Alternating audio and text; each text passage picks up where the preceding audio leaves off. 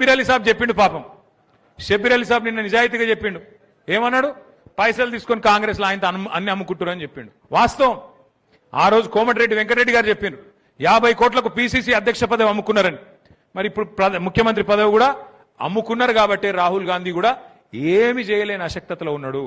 మీనాక్షి నటరాజన్ గారు sincere leader ఆమె పాపం. ఆమెకి ఇక్కడ ఇన్ఛార్జ్ ఉంటే రేవంత్ రెడ్డితో ఏదో మొత్తానికి ఏదో పంచాయతీ పడ్డది. నువ్వు ఇట్లా గరీబోల ఇండ్లు గుల్లగొట్టకని చెప్పిందట ఆమె. గరీబోల ఇండ్లు గుల్లగొట్టక మంచి పద్ధతి కాదు. గా మూసీ పేరు మీద హైడ్రా పేరు మీద నాశనం చేస్తున్నావు, పార్టీకి చెడ్డ పేరు వస్తున్నది, నువ్వు చెయ్యకు అని చెప్పిందట. పగబట్టిండు. పగబట్టి ఏం చేసిండు? మోక కోసం చూసిండు. ఆయనతో బీజేపీలకు ఉప్పందించిండు. ఆమె నామినేషన్ కూడా ఎగరగొట్టిండు. ఆమె మీద దొంగ కేసు పెట్టిండ్రు. పెట్టి ఆ కేసు ఆయనతో వాళ్ళకు ఉప్పందించి ఆమె నామినేషన్ ఎగిరిపోయేటట్టు చేసిండు. గిసొంటోడు సొంత పార్టీలకే న్యాయం చేయనోడు రాష్ట్రానికి న్యాయం చేస్తాడా? అందుకే నేను కోరేది మిమ్మల్ని అందరిని ఒకటి, మీ ఎమ్మెల్యే గురించి ఎక్కువ మాట్లాడి ఇంకో వాళ్ళ గురించి ఎక్కువ మాట్లాడి నోరు ఖరాబ్ చేసుకునే అవసరం లేదు.